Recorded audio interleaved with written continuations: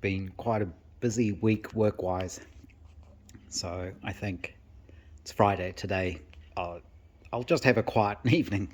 I won't do too much, but I did go and pick up the Velocette body from the sandblasters down the road, and had an interesting chat there to the people there, and there was another chap there with a car project. He's building a replica of kit, so I'll have to keep an eye out for that, see how he gets on. But he had the Trans Am body there ready to be sort of sandblasted and all the panel beating done, I guess. But this is how this has come up, and this is why it's good to get these things blasted, because it really shows up all the damage. And once all of the paint and the bog and all of that kind of stuff is removed, you really get to see what you're working with and what needs to be fixed. So I think they managed to do it without any distortion, but I think it's been battered around in the past before. So this explains why there were these plates bolted on here, because obviously the body is cracked here in the past, and somebody has tried to drill the ends of the cracks to stop them splitting, which is good, although they missed there. But obviously they didn't have a welder, and this should be fairly easy for me to weld up and grind it all back. I'm not going to get an absolutely perfect bare metal finish on this. I don't need to. It just needs to be good enough that then you can put a slight skim of filler over it and paint it. It's not a show bike. It's going to be a practical, usable bike. So it's not going to be perfect, but I can definitely make it a lot better. So there's the damage around here. All these extra holes need to be welded up. The cracks need to be welded up, obviously.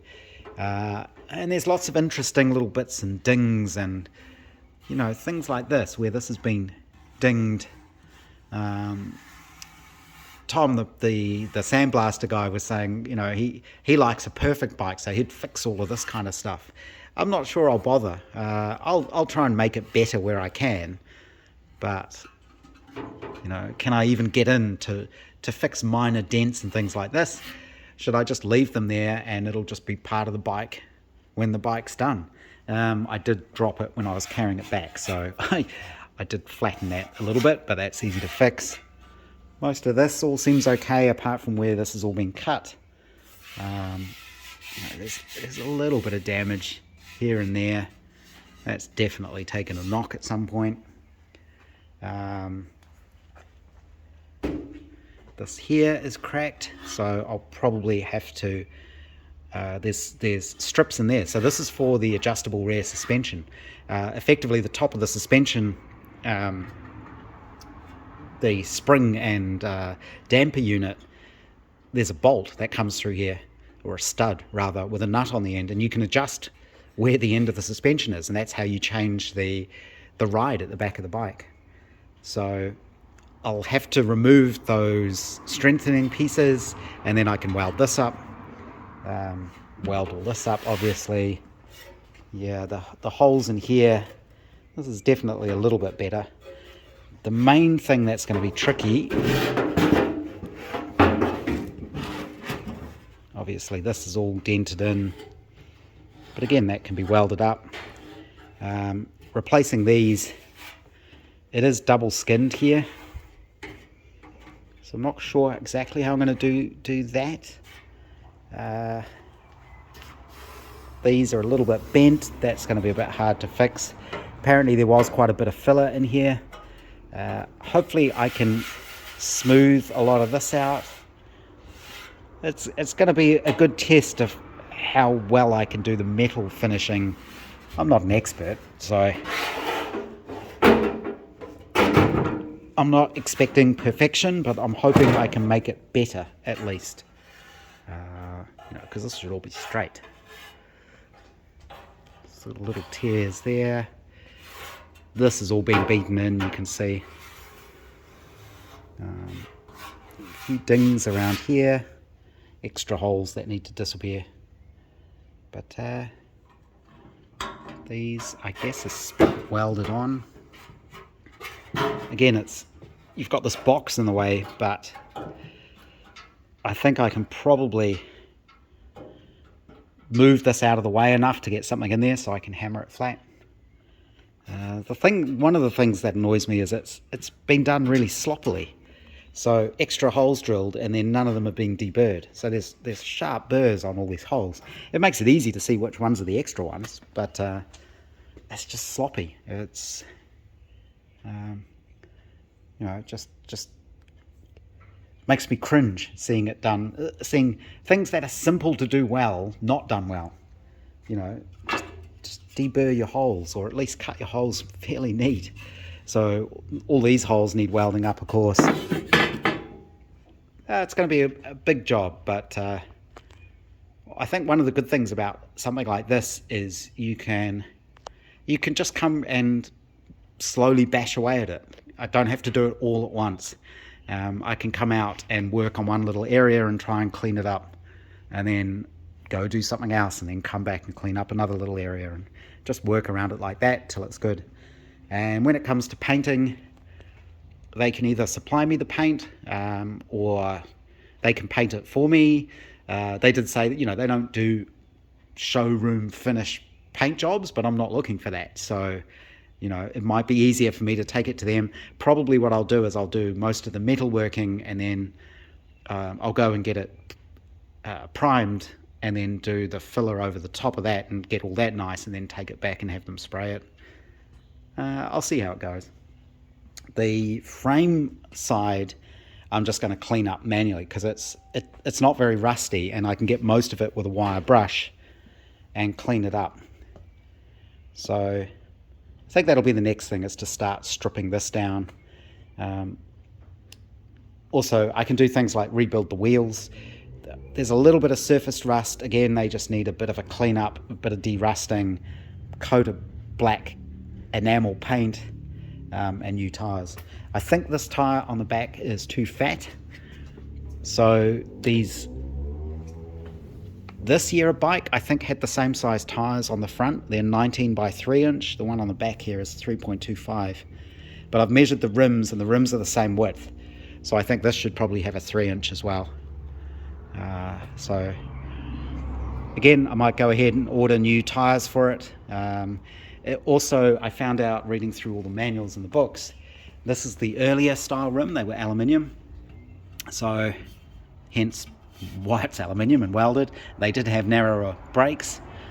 There's all sorts of little details like that changed over the years.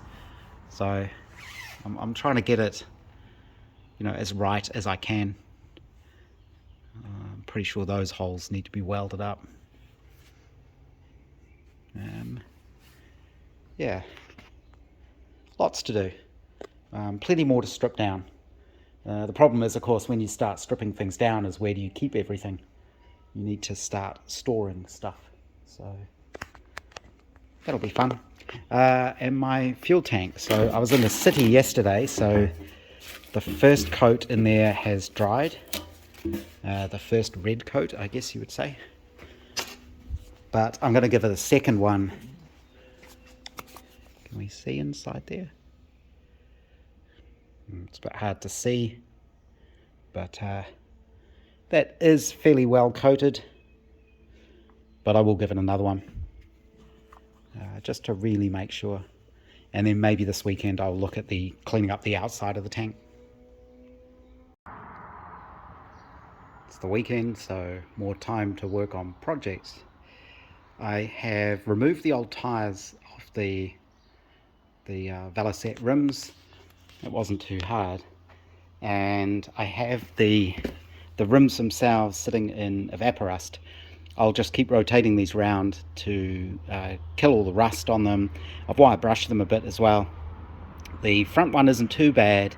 The rear one has a little bit of surface rust, but I'll be able to clean all of that up. The spokes all look good. I'm not sure about the bearings yet. I think getting the bearings out is a little tricky, so I need to read up on that. They feel okay, but I'd prefer to pull them out, clean them up, and have a really decent look at them. I did have a slight accident where the bike fell off the stand, but luckily I sort of caught it before it crashed onto the floor.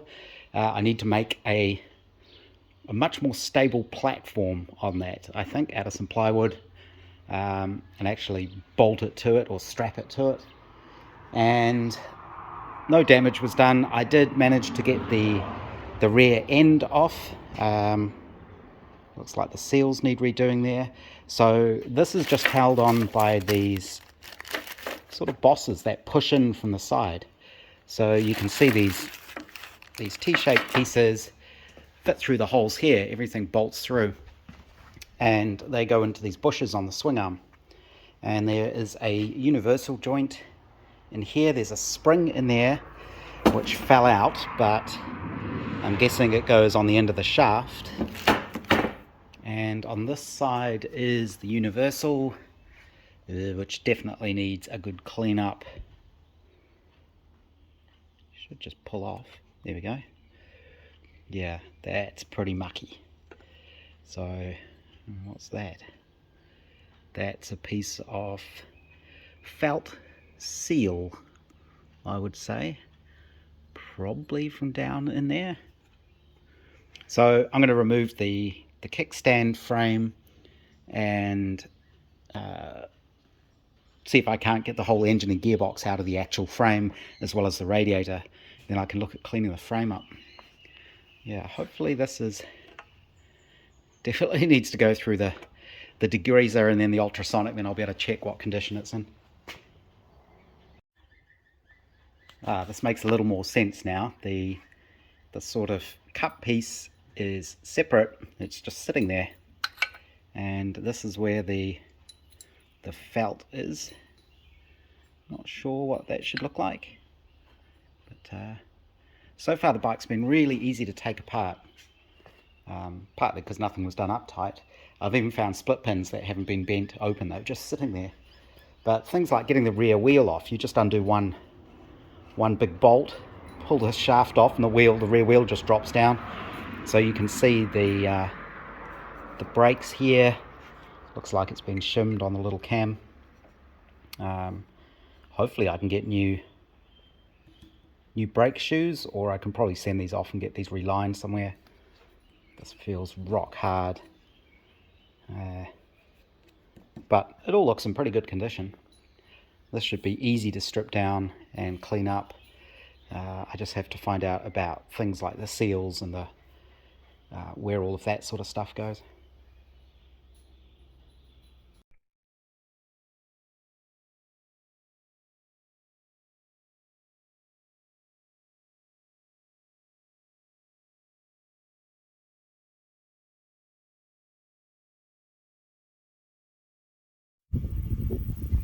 On today's episode of What Crappy Old Tyre Is That?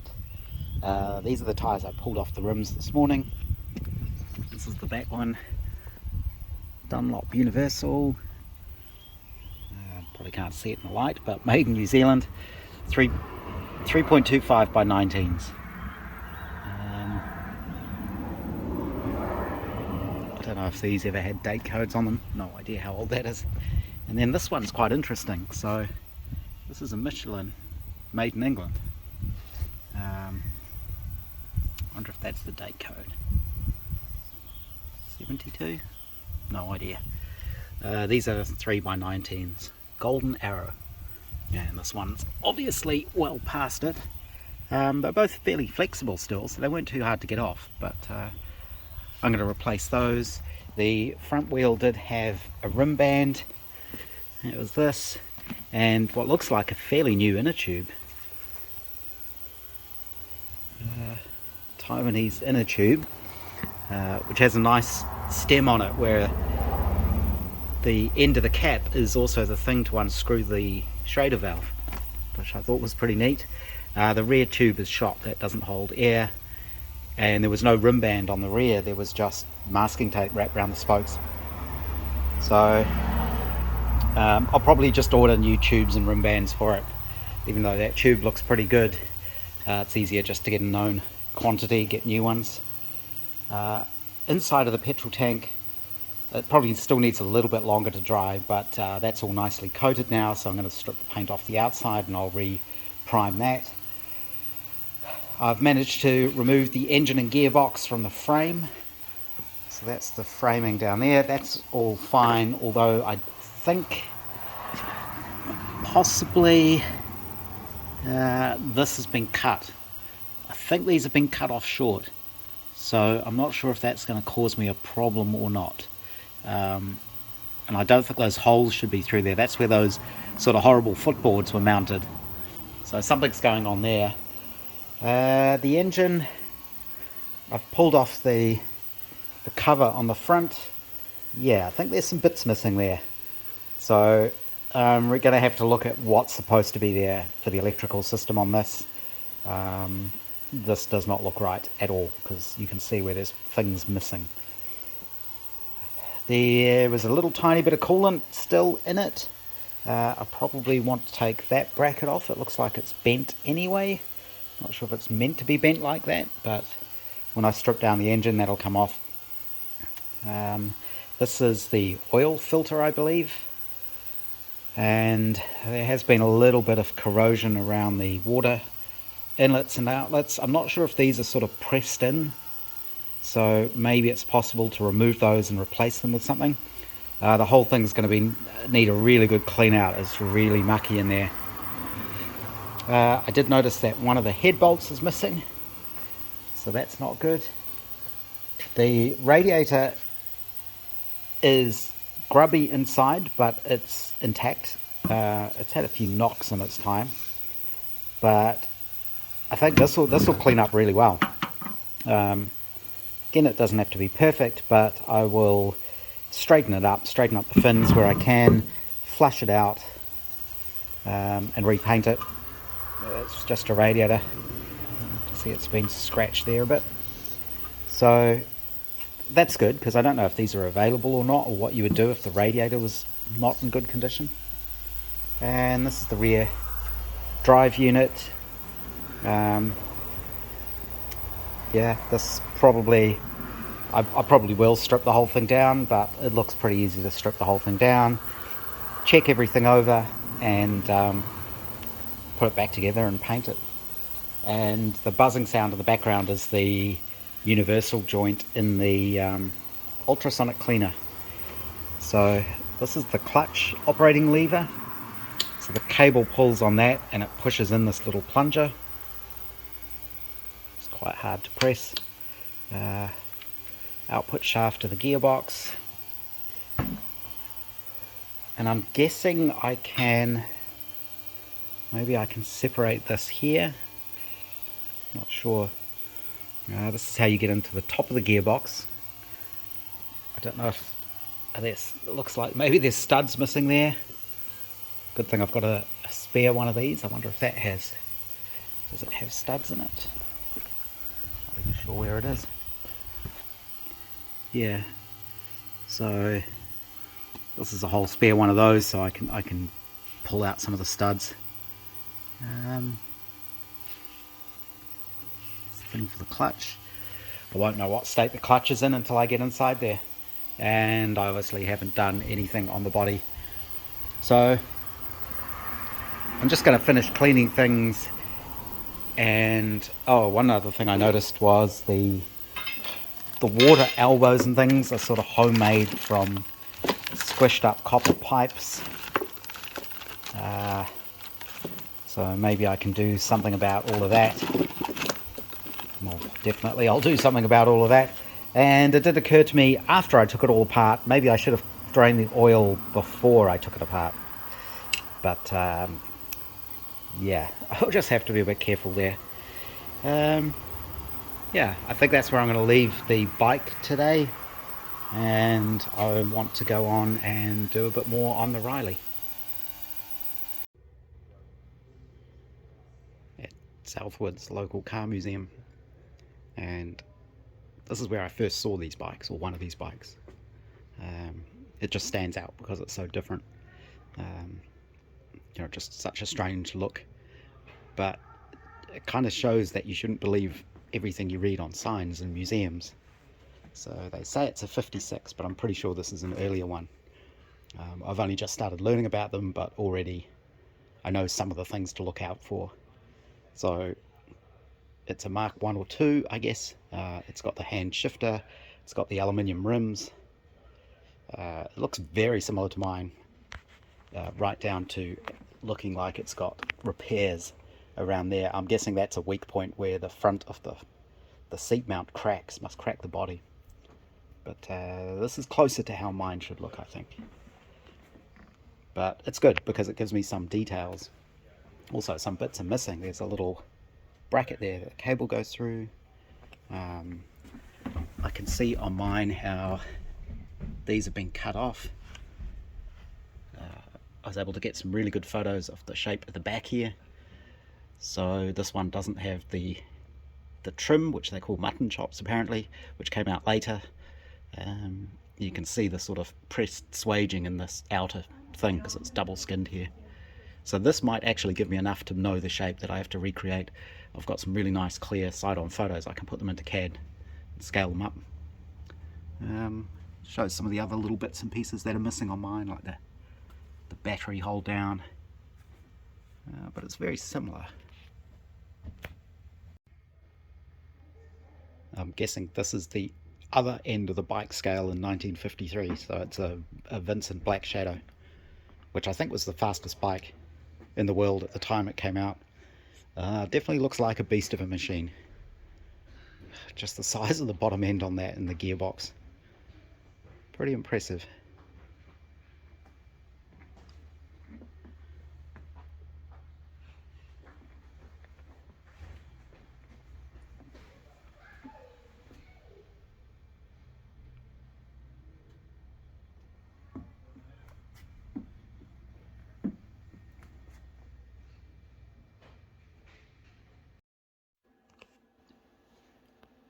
Out in my little lab just playing around with my CAD software. I did go out this morning and I did visit Southwards Museum and got some lots of pictures of the Velocette bike that they've got there, and I was able to get a really good clear side shot of it. And if we turn this off, so I've sort of imported that as a canvas into my software, and I was able to then come home and take a shot of my metalwork, try to match up the angle and the distance as much as possible, and then I can basically scale both of those up to be the correct size, and you do that by measuring two known points on the actual thing and then scaling the drawing to match. And I was able to overlay the two canvases, and it's not perfect, but it's very, very close. You can see a little bit of discrepancy here, but that's probably due to the angles that I took the photos and that kind of thing. But it gets me close enough, and it doesn't have to be 100% spot on. It just has to look right. So from that, I was able to overlay them. I can clearly see what the missing shape is, and then you draw a sketch over the top of that. And then what I will do, when I remember how to do it, is print this out 1:1 scale, and then that will give me the lines, and I can use that to figure out the shape of the metalwork. So the two mounting points here give me my references, and this line here is that swage, which I'll need to recreate. So this is the same technique I used to do the body of my Riley Brooklyns. I designed the entire body in CAD, and then I drew the frame inside the skin, and then was able to basically print that out 1:1 scale, and that gave me paper templates I could use to cut out the timber to get the right curvature for the different stations of the body. So this is very similar to that.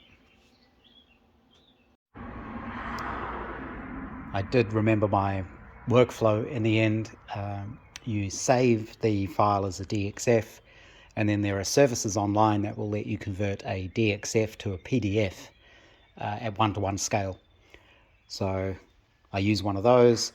I open the PDF, and then you can do a poster print, which will stitch pages together basically. And this is what I came up with. It's pretty close. So it's within maybe 1/8 of an inch, 1/4 of an inch, something like that. there's a little bit of error because I had to, my printer won't print all the way to the edge, so I always have to trim the edges with a guillotine to get it to sit right, and then tape the pages together, so that gives you another source of error. But that matches up really well. That's easily good enough for me to make the metal panels that I need. So it's going to be tricky because, as I say, this is a double skin here. This is why they've put rivets in there to hold those two pieces together. So exactly how I'm going to do that, I'm not really sure. The only thing I thought of doing is actually make it from thicker steel. So I'm not sure what thickness the steel is. I need to measure it. But I have some, I think it's 1.2 mil steel, which is quite heavy gauge.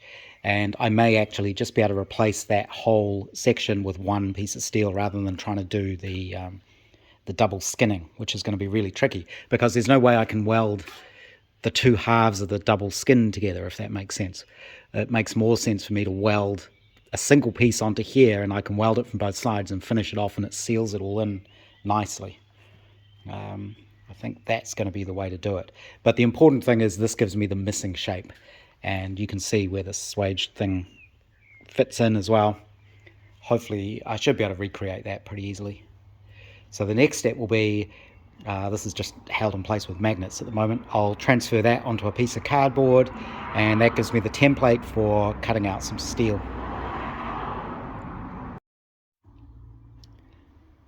Shouldn't actually be working on this today. I should really be doing the Riley.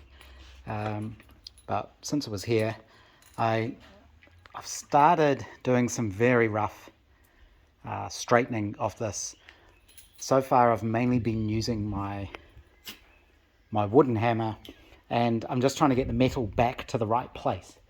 Once you start beating on it with a steel hammer and dollies, you run the danger of stretching it.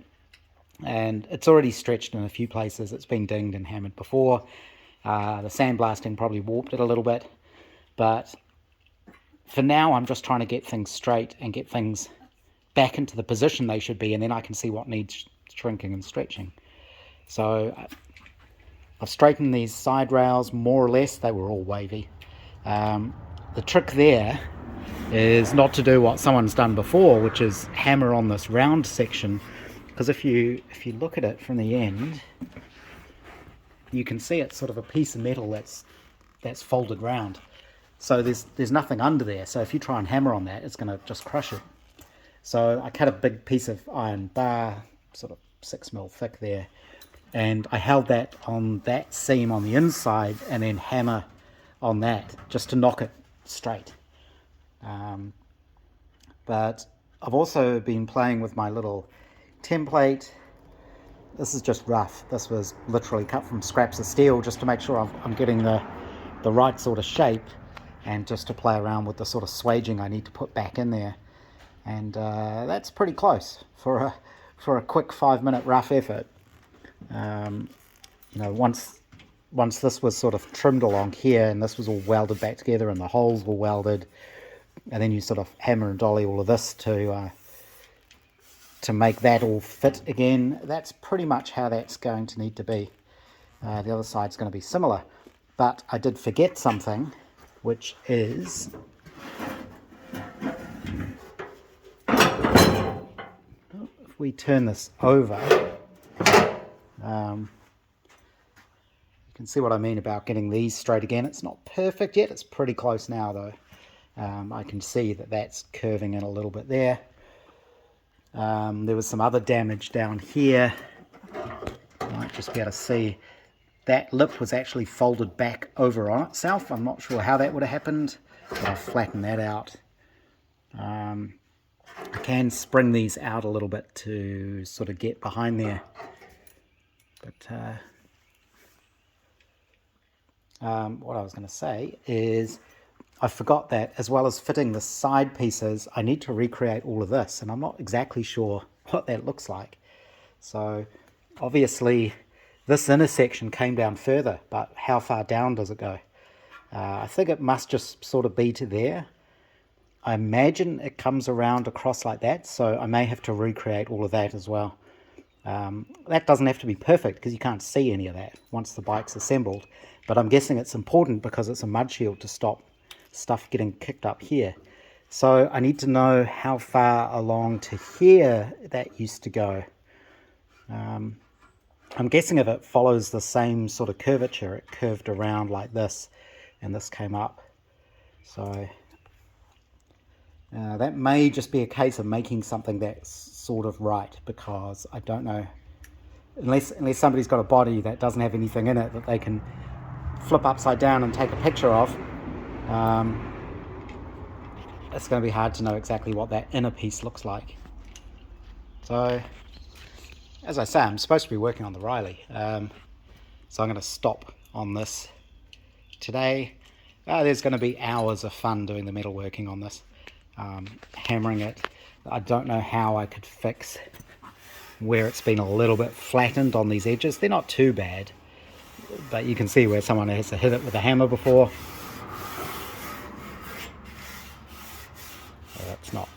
It's really not that bad. And things like this, trying to get this back into shape, it's going to be interesting. All these extra holes that need welding up, but you can sort of see how the shape's going to come out on that.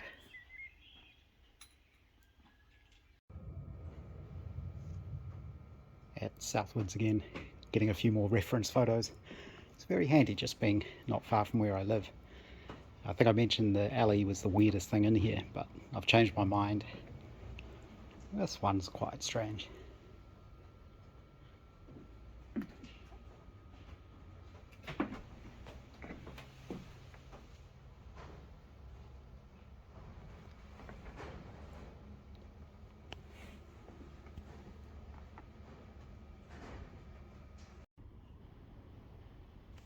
I have quite a few little bits and pieces of footage. It's probably time to turn it into an actual film and upload it. But tonight I've been stripping down the engine and gearbox. So I've managed to remove the gearbox. I don't know what this clutch housing is. Again, this is where I need to start studying, because this looks different to the one on the spare gearbox. This one's all aluminium. The actual gearbox itself, as far as I can tell from here, is fine. There doesn't seem to be any wear in it or play in it. It seems to run very nicely. The one thing I've noticed is this is missing two studs. Maybe that's normal. I guess they didn't need them on this side because this side doesn't have oil in it. Only this side has oil for the gearbox. But it looks a bit different on the, looks a bit strange on the cover, having a couple of holes with nothing in them. I did pull out the starter, which may not have been the right order to do things. So the way that works is, this is the starter assembly and it's got this kind of lever pawl thing on it, and that's what's engaging on this, and moving this up is what's turning the engine over. The problem I had getting the gearbox off was I had to move this, push the spring out of the way, because the back of that clutch cover was hitting this. So as I tried to pull the gearbox off, it was hitting there and wasn't coming off. So I had to sort of reach in there with a screwdriver, push that out of the way like that, and then it would slip past. And I've been trying to get the heads and the barrels off. I've managed to get one side. This is the barrel here with the cylinder and the valves. I have no idea what state the cylinders are in. They look a bit scored up. Everything is filthy, so it's all going to need a good cleanup. I can't feel, oh yeah, I can. So I can feel a few ridges and things inside there. I don't know if that means these will need to be bored out and oversized pistons and rings. I don't know how that works yet. This is one of the heads. I managed to get this off. I have no idea what's going on with this gasket. So this does not look like a normal cylinder head gasket to me. I'm not hugely experienced with engines, but I've taken apart, I've done the MG engine, I've done an Austin 7, I've done the Riley now, lawnmower engines, chainsaw engines, little bits and pieces like that. This just seems to be paper that somebody sprayed with some copper either side. So I don't think that's quite how that's supposed to be. I don't know, maybe it is an original sort of gasket, but no, it doesn't seem right to me. Oh, there's a couple of big score marks in there. Yeah. It's a bit hard to tell when you've got gloves on. You can't run your fingernail over the edge of the mark, but no, there's definitely damage in there. These water things, these little tubes, apparently that's a known, I wouldn't say failure point, wear point, I guess. These are just pressed in, so you can replace those. You have to cut these out, pull them out, and then press in new ones. I think people use stainless steel. So those are fixable. Yeah, the cylinder walls, I'm not sure. I found more bodges as I've been taking things apart. This is the little aluminium cover for the Miller generator, and it had these little lock washers and tiny pieces of masking tape holding them in place. So I've no idea what's going on there. I'm still trying to get this head and cylinder off. So the head has been glued on effectively. There's some sort of goop inside there holding it in place. I haven't been able to remove that. Trying to get the actual barrel out. I have to be careful because this table is on wheels, so it moves. I did manage to get this side out. There's the piston and the piston rings, and the oil scraper. So they're not broken, but yeah, everything's really grimy. This is bent. So what I've been doing is I had it soaking with penetrating oil. I'm sort of using this stuff, which works really well.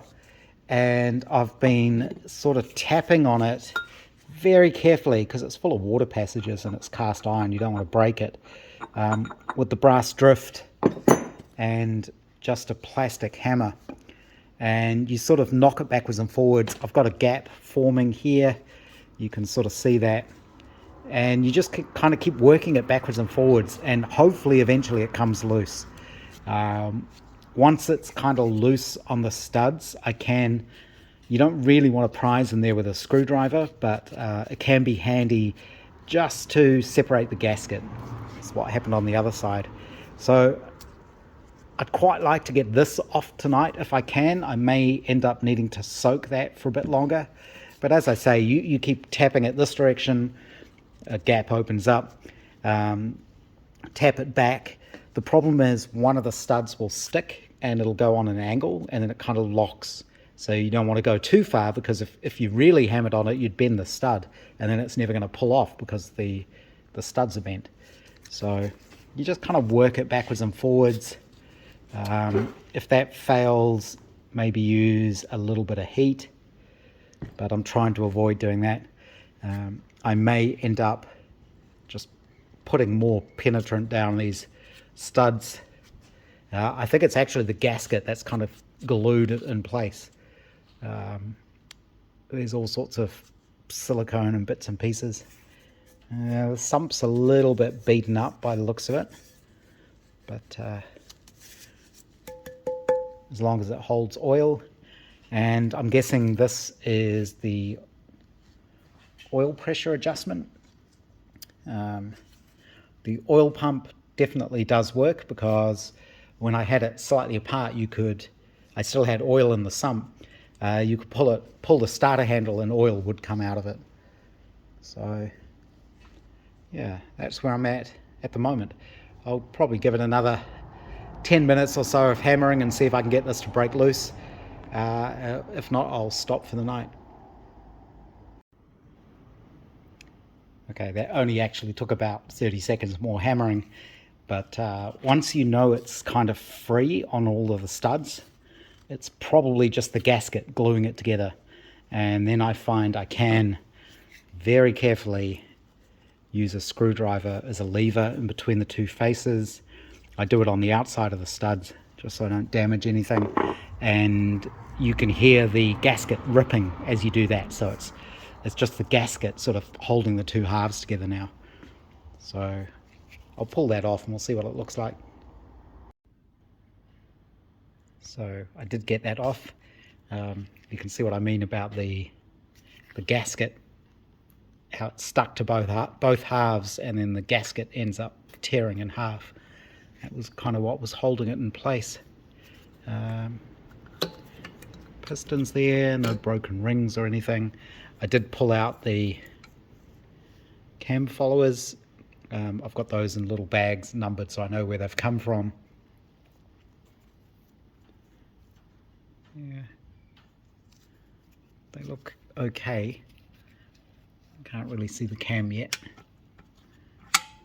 The interesting thing is both of these piston barrels have the scoring on them, and it's very deep.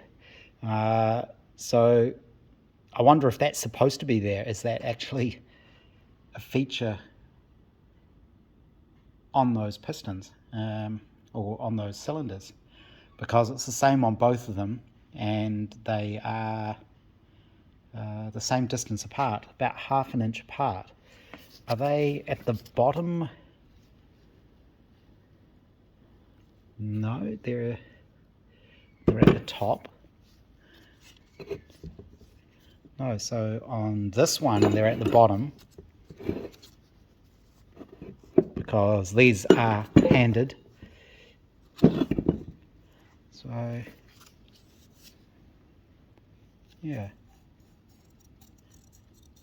strange. I'm not sure what would have caused that, because the ring gaps aren't huge. Yeah, I guess I need to go read some of those books again, figure out what's going on there. It is suspicious. Those are very, very deep grooves, like they're supposed to be there. Oops. So I think I will finish now. I'm going to put some penetrating oil down in here, and eventually I'll try and knock that head off. Now that I can get down inside there, I should just be able to tap it and hopefully get that to come off without breaking anything. Yeah, there's lots of goop in here. Interesting. So I'll have to go and read the book anyway to figure out how you now get inside here and have a look at what's happening on the crank and the camshaft. I wouldn't be able to sleep without knowing exactly what had happened here. So I've come back out to have a quick look at it. It's freezing. What I've noticed is on one piston there are circlips there.